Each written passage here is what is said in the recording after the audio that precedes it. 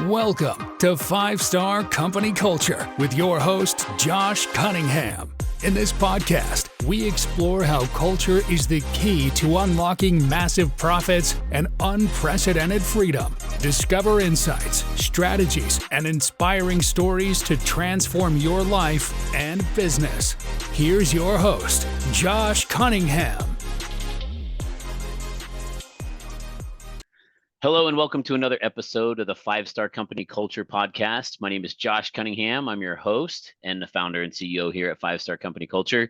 I've got an incredible guest for you today, super enthusiastic and energetic to have Colton Lindsay, the founder and CEO of the WGR. How's it going, Colton? What's up, my man? Yeah, I'm excited to be here. Just honestly, we had this podcast planned 30 minutes ago and we just got lost talking, dude. I know. Always good to catch up with you, but now we're going to hit record and we're going to share this conversation with the rest of the world. But for those of you who don't know, I haven't had the pleasure to meet Colton. He is quite an influencer in the real estate space, especially with helping people attract agents into their world. In real estate, a lot of people are thinking that the number one asset that they have is their ability to create transactions with their customers. But really, truly, we're seeing a shift in the real estate world of not just finding the next deal, but finding the next agent to create multiple deals for you. So he helps a lot of people with agent attraction. He has multiple 7-figure brands, over 1,700 people within his own WGR community, and 2,000 agents in his real brokerage network. So Colton, why don't you do a little bit better job and give our audience here a little bit of background on how in the heck did you get to where you're at today, man? Sweet. Yeah. Well, I think we all got into business for the same two things: way more money and way more freedom. And throughout my career, when I started doing 75, 80 deals a year, I had more money, but I didn't have more freedom. Like as a real estate agent, I was doing 70, 80 hours a week. And it got to the point for me, I went the wrong direction. I don't recommend this direction, but I was so frustrated and overwhelmed trying to keep the wheel spinning that I used a lot of drugs and alcohol during that phase. But what I realized, what I didn't have was the whole reason I got into business in the first place, which was freedom. And throughout the process to going where I am today that you explained, is I realized there was two big important things. One is go where the margins are bigger, and two is go where the margins are residual. And no matter what, that was impossible for me to do as a real estate agent. And as I did this, I learned that there are 3 tiers in which you can monetize the agent attraction space. Number one is what most people do. It's done for decades through the KW model, which is a traditional real estate team, or you know it as a traditional independent brokerage. The challenge with that is it's no geographic freedom, it's high risk, it's high exposure, it's low profit margins, and when the market shifts, it kicks your ass. I've watched it so many times in the last 18 months. I didn't really love that approach. The second tier, which I've crushed it at, is called infopreneurship. This is where it's mentorship, it's coaching, it's training, digital products, info products, and you're selling organized information exchange for money. The cool thing about this is geographic freedom. It's high profit margins. It's easy predictability, and it's a growing economy. If you see where technology is, it's a whole other thing, from the social media revolution to the AI revolution. But then the third tier is what's through attraction networks like Real Brokerage or EXP or LPT or something like that. That model is no longer the future. It's the now and growing. The older model, say Century 21 or the Anywhere model, the independent model, franchise model, is dead. It's dying. And brokerages need to understand agents, they need agents more than agents need them. So throughout this journey, I really started the infopreneurship space with agent attraction in 2014. That's when I started making my first $100,000 with it. And over the last 10 years, I just learned how to freaking just crush it. So I feel really blessed. That's awesome, man. Well, you talk about of course, the podcast here is all about company culture, right? Company culture, a 5-star company culture is going to help you attract and retain top quality talent, right? You got to surround yourself with 18 players. It's going to help you deliver exceptional customer experiences, right? Because the only reason a business exists is to help people solve problems. You need to do it that in the best way that you can. And then number 3, like you said, is more profits and freedom for business owners. And so given the fact that you just talked about, of the 3 tiers that you have there, the 2 that you're most focused in is infopreneurship and agent attraction. I mean, talk to me a little bit about how the culture, right? You're not just selling information. People aren't just going to buy the information from you and consume it, because the information truly is, it's widely available, but people are going to be magnetically attracted to the information that you're providing because of the way that you make people feel, the way that you deliver it, the way that the experience that you share with them. So talk to me about how culture is important to you in Well, those elements. I want to come to that, but I want to say too, the cool thing about infopreneurship is it's a sellable asset. Hmm. Traditional brokerage is sellable, but not real great, like low multiple. And a team is just definitely not sellable. Maybe one or two people out there, some anomalies will sell, but for the most part, it's not going to happen. So understand that. And then you look at tier 3, where I look at the network, that's a lendable asset with some cool shit that like real brokerage is working on and becoming a bank and things like that. But you're right, culture. And I love how, I'm good friends with the CEO of Real. His name is Tamir Polik. He said it really well in the sense of culture is something that's felt. It's an energy that's felt. And so how I look at everything is our thoughts and focus affect our feelings and our emotions. And emotions are simply a vibration. If you look at how we absorb through neurolinguistics, we got touch, taste, eyes, sound, smell, audio, right? All this. What no one talks about is one of the most powerful ways to sense is through vibration.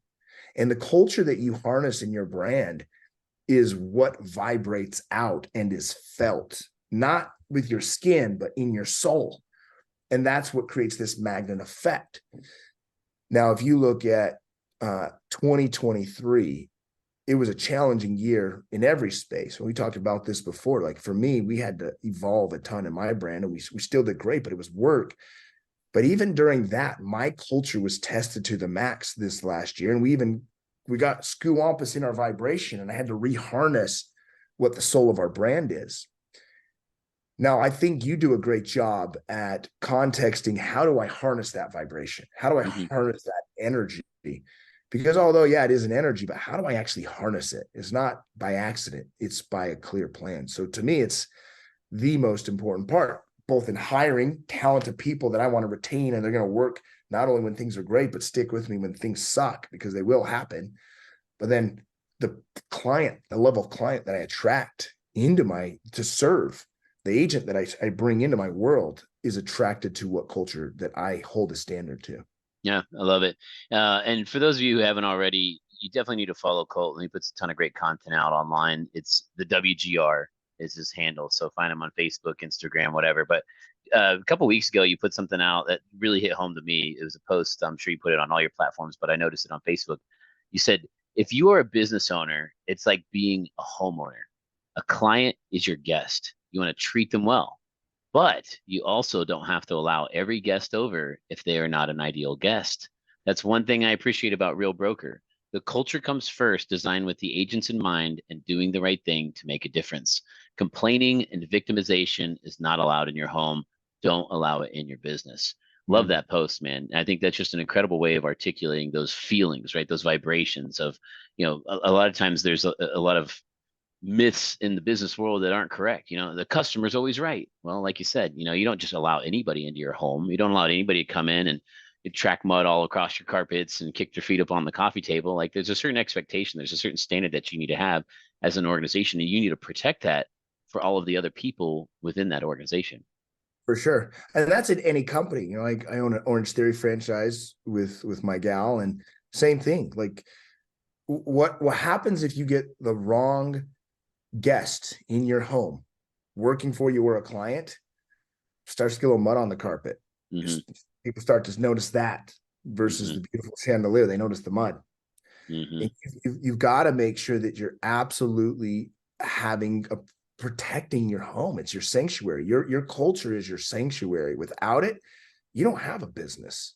You might have some systems and processes, but ain't no one going to follow them because they don't have a belief in the vision. And that's really, when you look at a CEO of a company, their role is to evangelize the vision, the culture, and the standards of the brand. This is where we're going. This is what it's going to take to get there. Either get on the bus and ride with me or get the fuck off. And the way you get people the fuck off isn't so black and white like that. It's polarizing in the sense of you use the language really well. I noticed you do it a lot. This is what A-team is. A-team is coachable. They ask for feedback. They show up. They say, what else can I do? How else can I add value? But then we're staying away from the C-team. We don't want the Rudies. We want the Kobe's. We don't want consistent, inappropriate victimization or entitlement or drama. And now conceptually, we know this, but the question is are we setting up an evangelization system in our company to remind people that? Are we rewarding the A team? Are we kind of pushing out the C team and letting us know, hey, that's just not going to be tolerated here? And there's a skill set to that. It just doesn't happen by accident. Yeah, we've probably all had people come into our organization, and I've been in leadership for 20 plus years, and it's always interesting when you have the people on the team that have complaints, right, about whether it's the organization or the leadership or the leader themselves. It's typically your C players, right? It's the underperforming individuals, and that means that you have an A team culture, because it's going to magnetically attract the strong, highly competitive individuals. Champions crave accountability. And people that don't, they want to hide in the shadows. They want to be left alone. Those are the type of people that are going to be pushed out of the organization. They're probably going to be bitching and whining and complaining on the way out. I loved your analogy here. And for those of you who didn't pick up on it, you talked about the Rudies. Tell us about the Rudies, man. You don't want the Rudies in your organization. Yeah. So we've all, I don't know if we've all seen it, because some of you guys might be younger and you like, these guys are getting kind of old. They're 40. But in the 90s, there's this movie, Rudy. It's a great movie. It's a heartwarming movie about the kid that plays as a water boy at Notre Dame 4 years. And then his senior year, the last game, the captain protests, the whole team protests to get Rudy to be able to dress for the football game. He dressed for the football game. He's on the sidelines.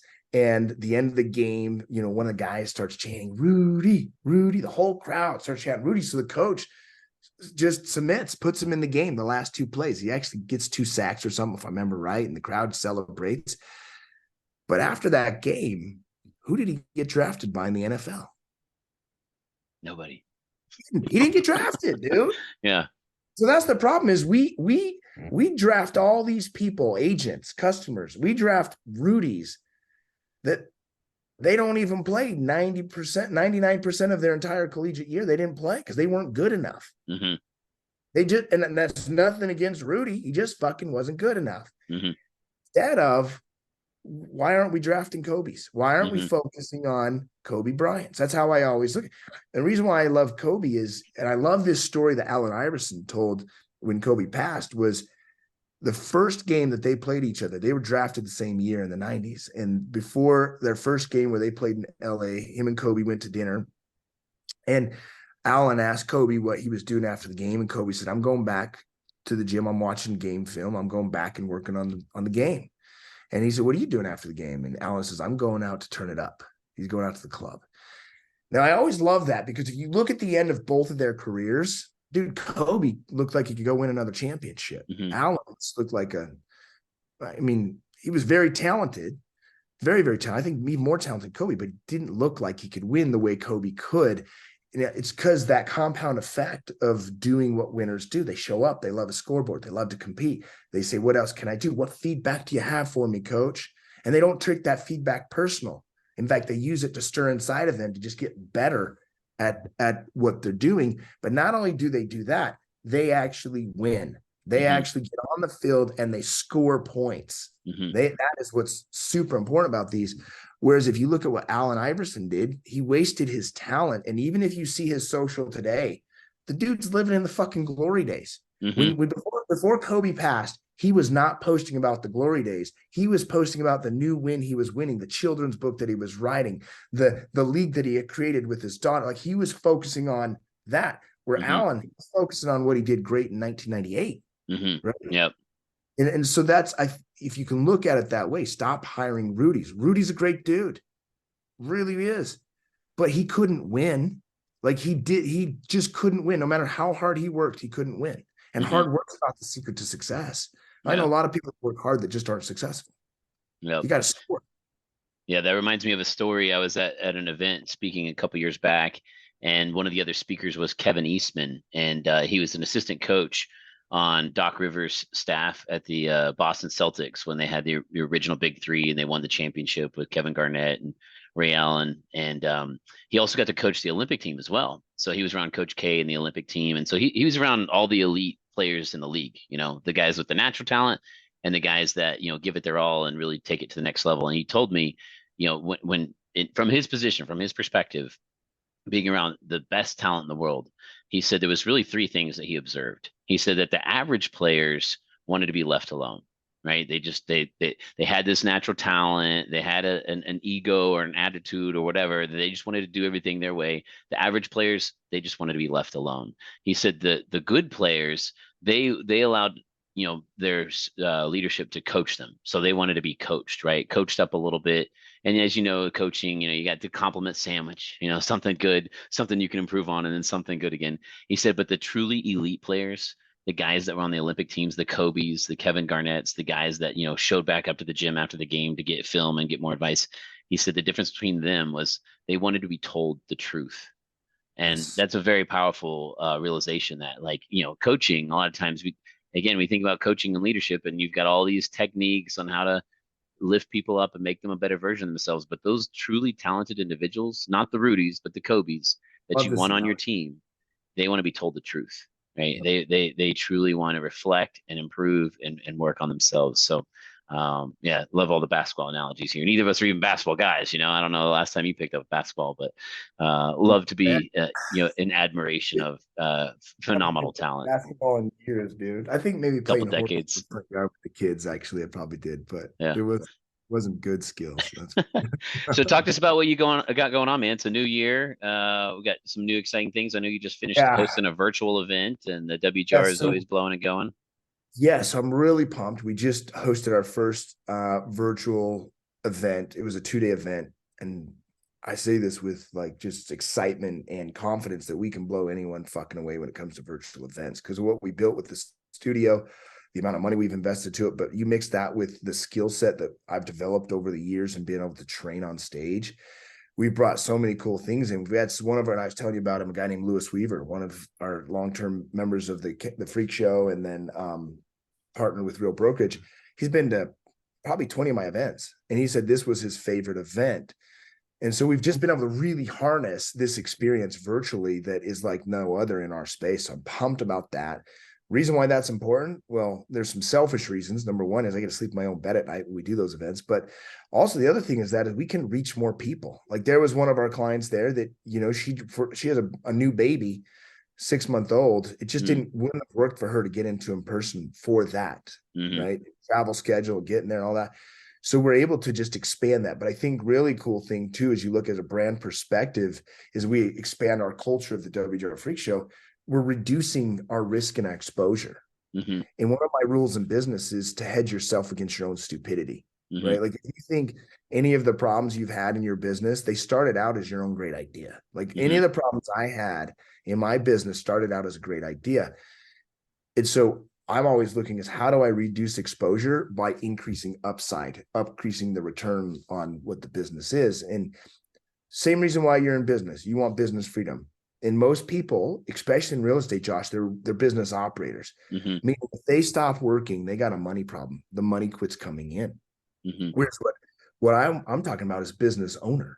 Business owners, if I stop working, money keeps coming in. Like, look, even if I stop working today, I'll make $1 million a year plus my investments. However, I know there's more opportunity to grow that through what we're creating on the other side. So I want more people to have that. And that's what we help with real estate agents do. And the truth is, Josh, most real estate agents are never going to get that following the traditional model. The traditional model is broken for freedom when it comes to real estate agents. Yeah. So if someone wants to learn a little bit more about you or the WGR or how they can achieve, more profits and freedom in their life, where would you direct them? Best is go to my Instagram, instagram.com/the WGR. In fact, if you want, I have a free 18-minute training on there. It's called my 3-tier system to make $100,000 a month, whether I work or not. It's a sweet video, gives you kind of the macro view of what I do. But you can take that video and get into action. If you're focused on agent attraction, if you're focused on growing your real estate brand to where you want more residual income with way less risk and exposure and expenses, and that will help you quite a bit. Awesome, man. Well, thanks again for carving some time out of your schedule to come and share your insights here on the 5-Star Company Culture Podcast. To our guests, thanks again, as always, for listening, and look forward to many more awesome guests and stories about getting that 5-star company culture to help you attract and retain top quality talent, deliver exceptional customer experiences. And then as an entrepreneur or business leader, you got to achieve more profits and freedom in your life, So thanks again. Can I add one thing before you say things? I was just about to say, last thoughts, Colton. I'm talking to them. You said, I think the key that people need to understand is it's about the customer experience, not the customer service. Mm-hmm. And one of the key indicators of their experience is the vibration that is felt, and that is directly proportionate to the culture. Mm-hmm. And it's so underestimated and underutilized because people in this industry are so busy just trying to keep their plates spinning. Mm-hmm. But drop some fucking plates and focus on this and watch the revenue soar. Mm-hmm. Yeah, it's not about transactions, but it's about the experience. Yep. So love it, man. Well, thanks again, Colton. Thanks again to our audience, and we'll catch you next time. See you later, gang. Take care. Thank you for tuning in to 5-Star Company Culture with Josh Cunningham. Embrace these lessons to elevate your business and join the ranks of thriving organizations. Stay tuned for more episodes. And until next time, remember, culture is the key to your success.